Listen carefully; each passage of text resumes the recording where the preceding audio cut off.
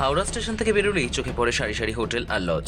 দূর দূরান্ত থেকে আসা মানুষের কাছে রাত কাটানোর অন্যতম ভরসার জায়গা এই হোটেলগুলি। কিন্তু সেই ভরসার আড়ালেই কি লুকিয়ে রয়েছে বড় বিপদ? হাওড়া স্টেশন সংলগ্ন এলাকাতেই রয়েছে ছোট বড় মিলিয়ে প্রায় 200টি হোটেল ও লজ। বাইরে থেকে আসা বহু মানুষ কম খরচে থাকার জন্য এই হোটেলগুলিতেই আশ্রয় নেন। কিন্তু সেই থাকার জায়গা, নিরাপত্তা ব্যবস্থা নিয়ে এখন উঠছে গুরুতর প্রশ্ন। জানা গিয়েছে বেশ কিছু ক্ষেত্রে পুরনো বসত বাড়িকেই বদলে ফেলা হয়েছে হোটেল বা লজে। বাড়ির একাধিক তলায় আলাদা আলাদা করে রয়েছে থাকার ব্যবস্থা এবং ব্যবসাও চলছে বেশ রমরমিয়ে। কোথাও আবার সরু সিঁড়ি, ঘিঞ্জি করিডোর এবং অপর্যাপ্ত বেরোনোর পথ নিয়েই তৈরি হয়েছে বিপদের আশঙ্কা। স্টেশন লাগোয়া ডবসন লেনের একটি 5 তলার বাড়ি যেন তার অন্যতম উদাহরণ। একসময় যে বাড়ি ছিল বসত বাড়ি, বর্তমানে সেই বাড়ির প্রতিটি তলায় উঠেছে আলাদা আলাদা লজ ও হোটেল। সারা বছর স্টেশনে যাত্রীদের আনাগোনা থাকায় ব্যবসাতেও ভাটা নেই।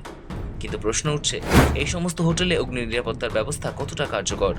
কোথাও বাড়ির দেওয়াল ঘেঁষে ঝুলছে বিদ্যুতের ছেঁড়া তার, কোথাও আবার অত্যন্ত ঘিঞ্জি ঘরের মধ্যেই রাখা হচ্ছে অতিথিদের থাকার ব্যবস্থা। ফলে বৈদ্যুতিক শর্ট সার্কিট থেকে আগুন লাগলে পরিস্থিতি কতটা ভয়াবহ হতে পারে তা নিয়ে আশঙ্কা থেকেই যাচ্ছে। এখানে থাকে তো দেখভালের দায়িত্ব আছে, কারণ যদি আগুন লাগে কি করবে? এখানে আসে ব্যবস্থা, ঠিক আছে। কি ব্যবস্থা? এখানে আগুন লাগার ব্যবস্থায় জিনিস আছে, যে মানে জিনিসটা দরকার আছে সেই জিনিসটা আসে, কি কিন্তু বর্তমানে কাজ হচ্ছে বলে সেটা বের করে রাখা হয়েছে। মানে যেগুলো দরকার কটা আছে আছে? আমার 2-3টে আসে। ফায়ার অফিসাররা আসে কোনোদিন চেকিং এ? হ্যাঁ আসে, আসে? সে দেখাশোনা করি। দীর্ঘদিনের তো হোটেল এগুলো, ফায়ারের কি কি পুরনো রেখেছে, হোটেল এমার্জেন্সি কি কি ব্যবস্থা রেখেছে? পিছনে এন্ট্রেন্স আছে, ব্যাক এন্ট্রেন্স আছে, ঠিক আছে, এক্সিট আছে, সব যা আছে নিয়ম মেনে কাজ চলছে। নিয়ম মেনেই কাজ লাইসেন্স করবে। কি পেয়েছেন সব আপনারা? সব সব ফায়ারের লাইসেন্স না না, আছে? ফায়ার লাইসেন্স এখন পাইনি। যদি কোনো দুর্ঘটনা ঘটে তার দায়িত্ব কে নেয়?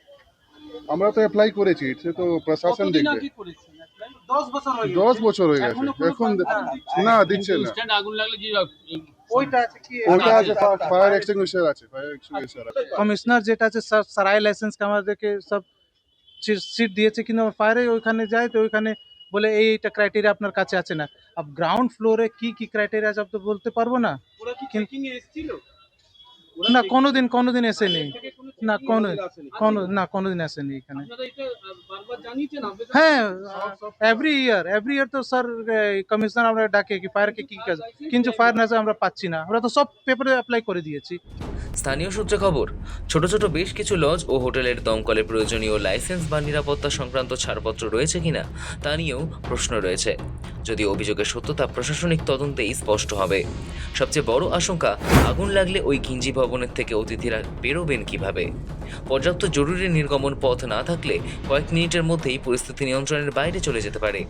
হাওড়া স্টেশনের মতো গুরুত্বপূর্ণ এবং জনবহুল এলাকার পাশে এমন ঝুঁকিপূর্ণ পরিকাঠামো কতটা নিরাপদ, সেই প্রশ্নই এখন সামনে। অপরদিকে এই বিষয়টি নিয়ে প্রতিক্রিয়া জানিয়েছেন পুর নগর উন্নয়ন দপ্তরের প্রতিমন্ত্রী উমেশ রায়। তিনি সরাসরি আঙুল তুলেছেন তৃণমূল জামানার দিকে। দেখুন, হাওড়াতে আমরা দেখেছি হাওড়া স্টেশন সংলগ্ন এলাকায় ব্যাপক আকারে হোটেল, লজ এটা অনেকগুলো তৈরি হয়েছে, আর সেই সব কোনো রুলস মানে না। কেউ কারো কাছে ফায়ারের কোনো পারমিশন নেই। এরা কি করে লাইসেন্স পেয়েছে, কি করে হোটেল চালায়, সেটাই একটা বিষয়। ডিপার্টমেন্ট থেকে এই পুরো বিষয়টাকে দেখার জন্য আমরা একটা টিম তৈরি করে, যাতে এই হোটেলগুলোর কাছে পারমিশন আছে কিনা, এদের কাছে ফায়ার সেফটি আছে কিনা, ঠিকঠাক লাইসেন্স আছে কিনা, এই সমস্ত বিষয় আমরা খতিয়ে দেখব। যাদের গাফিলতি পাওয়া যাবে তাদের বিরুদ্ধে আমরা অ্যাকশন নেব। আপনি জানেন, আমি যখন বিরোধী রাজনীতি করেছি তখনও আমি এই বিষয় নিয়ে অনেকবার আওয়াজ তুলেছি যে এটা রেসিডেন্সিয়াল বিল্ডিংতে অবৈধভাবে জায়গাতে লজ, হোটেল তৈরি হয়েছে, যেটা রুলস মেনে হয়নি। অনেক জায়গা দেখবেন এদের এন্ট্রি এক্সিটের একটা প্রবলেম আছে, অনেক জায়গা লিফটের প্রবলেম আছে, ছোট ছোট জায়গাতে অনেকগুলো রুম করে দিয়েছে, ক্যাপাসিটি নেই, সেখানে অনেকগুলো এসি বসিয়ে রেখেছে। কলকাতার নিউ মার্কেটের একটি হোটেলে ভয়াবহ অগ্নিকাণ্ডের ঘটনা ঘটেছিল বুধবার। ওই আগুনের জেরে একাধিক মৃত্যুর খবর সামনে আসে।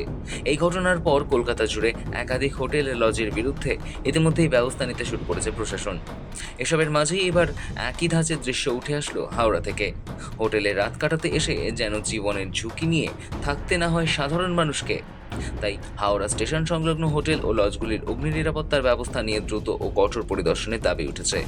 দমকলের বিধি মানা হচ্ছে কিনা, বৈধ অনুমোদন রয়েছে কিনা এবং জরুরি পরিস্থিতিতে বেরোনোর পর্যাপ্ত ব্যবস্থা আছে কিনা সবকিছু খতিয়ে দেখা জরুরি।